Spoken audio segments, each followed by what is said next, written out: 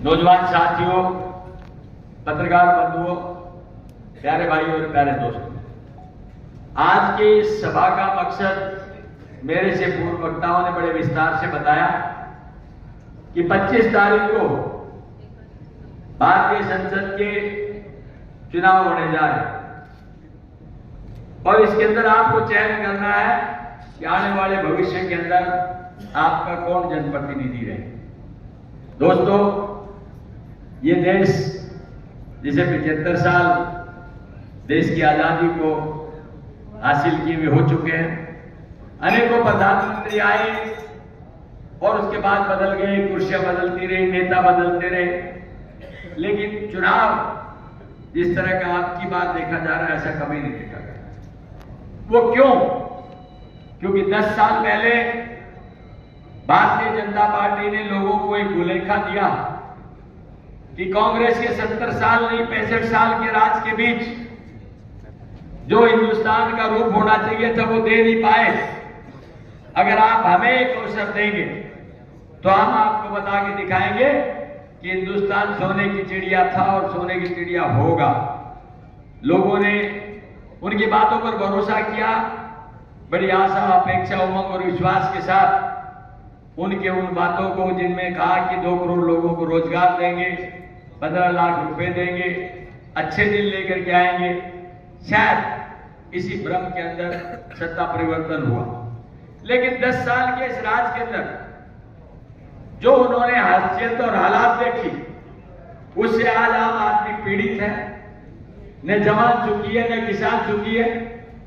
और जहां तक ये हिंदुस्तान के लिए कहा जाता है कि हरियाणा एक ऐसा प्रदेश है जो वीरों की भूमि के साथ में खिलाड़ियों की भूमि भी है। उनका किस तरह से दिल्ली के अंदर अपमान हुआ। जो किसान चुकी धरती का सीना चीर करके अनाज पैदा करना जानता है, अपने पसीने से सींच करके भूखे का पेट भरना जानता है, उस किसान की क्या दुर्दशा हो। उसको उसकी फसल का, उसके परिश्रम का उचित भाव नहीं मिलता। जो जवान है उनको भविष्य अंधकार में नजर आता है। ले लेकर के इस हरियाणा का एक रूप रहा है। कहा जाता है there is no culture in Haryana except agriculture. ये कृषि प्रधान प्रदेश माना जाता है। उसमें जवान की हैसियत ये रह गई कि उसे कच्ची फौज के नाम से जाना जाएगा। अग्निवीर नाम की एक योजना इस पार्टी ने दी, जिसमें 4 साल में से 75 लोगों को यहां से निवृत्त कर दिया जाएगा और वो जो बच्चा 18 साल का भर्ती होगा वो 22 साल में रिटायर हो जाएगा। उसका भविष्य क्या है? उसकी भावी योजना के लिए रोजगार देने की कोई सरकार की नीति नहीं। और इन सब बातों से आज इस समाज का हर वर्ग दुखी है, चाहे वो किसान हो, चाहे व्यापारी हो, चाहे कर्मचारी हो, कोई भी व्यक्ति हो। तो आज पूरे देश के अंदर एक मायूसी का माहौल है और इन सब बातों को देख करके पूरे हिंदुस्तान में एक बदलाव का माहौल बना हुआ है। हमारे नेता राहुल गांधी जी ने पूरे हिंदुस्तान को पूर्व से पश्चिम और उत्तर से दक्षिण कहीं पैदल चल करके, की गाड़ी से चल के ये आम आदमी की समस्याओं को जानने का प्रयास किया, जिससे उनको इस बात का एहसास हुआ कि हिंदुस्तान के लोगों या तो सोचो और समझो, वरना तो आने वाला भविष्य बड़ा अंधकार में होगा। जिस प्रजातंत्र की हम इंतजार कर रहे हैं वो प्रजातंत्र आगे देखने के लिए नहीं मिलेगा, क्योंकि हिंदुस्तान के प्रजातंत्र में कभी वर्तमान मुख्यमंत्री को इस तरह से जेल में नहीं डाला गया, इसी तरह से संवैधानिक संस्थाओं का दुरुपयोग नहीं किया गया। और जो आज सबसे बड़ी समस्या है, सिर्फ उनको ध्यान बांटने के लिए आप हिंदू और मुस्लिम जाति और धर्म की बातों में समाज और संप्रदाय को बांटने की बात पहले नहीं देखी गई। ये वो देश है जहां हिंदू, मुस्लिम, सिख, ईसाई की एकता के साथ देश ने आजादी हासिल की और आज उसे मंदिर और मस्जिद में बांटा जा रहा है।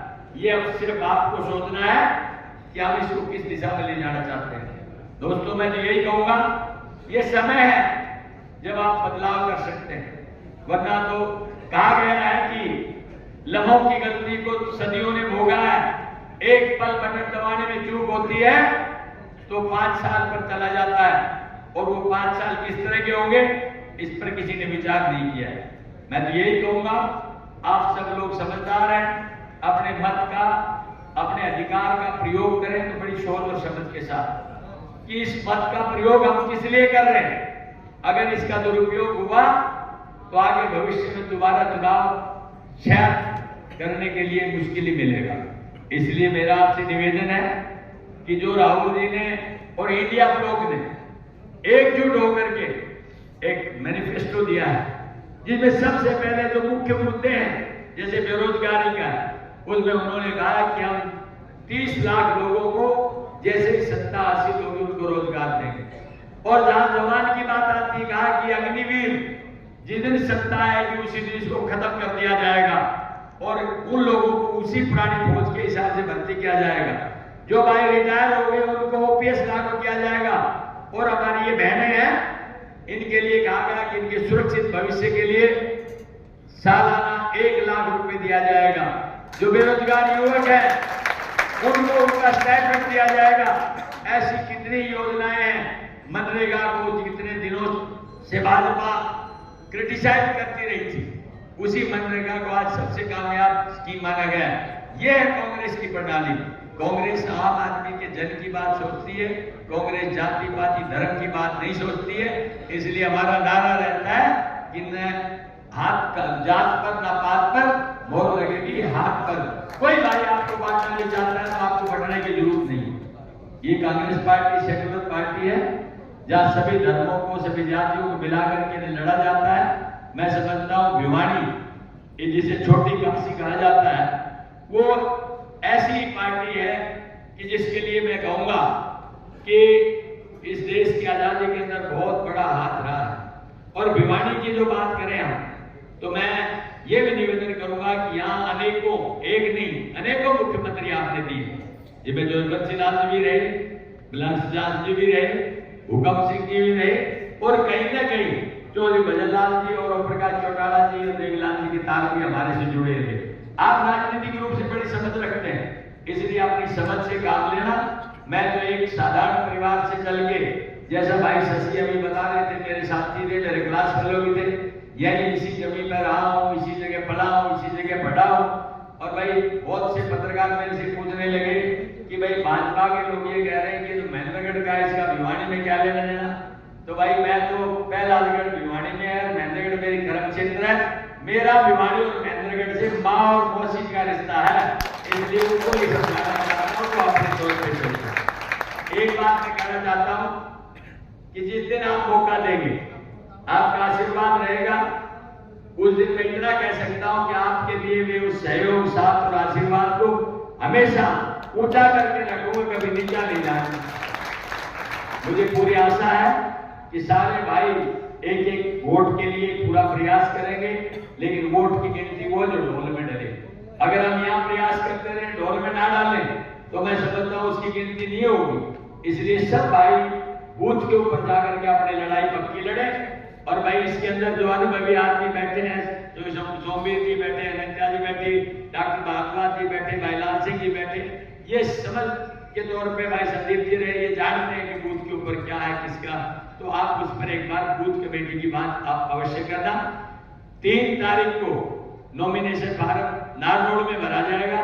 तो भाई एक तो जितने भाई बैठे हैं ना यहाँ, इन सब से निवेदन है, मेरी बहनें बैठी इनसे निवेदन है कि 3 तारीख को आपको नारनौल में पहुंचना है। 10 बजे चौधरी भूपेंद्र सिंह हुड्डा जी और चौधरी उदयभान जी हमारे अध्यक्ष महोदय के साथ और भी कई नेता वहां पर आएंगे नामांकन के समय में। मैं अपेक्षा करता हूं आप सब लोगों की जबरदस्त हाजिरी रहेगी। और यहाँ पर जितने साथी हमारे यहाँ पर बैठे हुए हैं, जो नेतागण, इनसे मेरा निवेदन है कि अपने साधनों की व्यवस्था और जाने आने की व्यवस्था मैनेजमेंट के माध्यम से आप कर लें, ज्यादा से ज्यादा संख्या में वहां पहुंचे इन शब्दों के साथ, क्योंकि अभी दादरी का प्रोग्राम है, फिर भागड़ा का है, काफी लंबा समय लगेगा।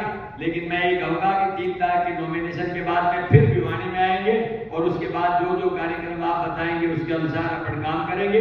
मैं तो आपसे यही निवेदन करूंगा कि मैं हाथ जोड़ के निवेदन करता हूं कि 25 तारीख को आपको बड़ी संजीदगी के साथ वहां पर खड़ा होकर के अपने मत का प्रयोग करना है, ताकि 4 तारीख को जो रिजल्ट आए वो आपके लिए एक बहुत खुशी का मौका मिले।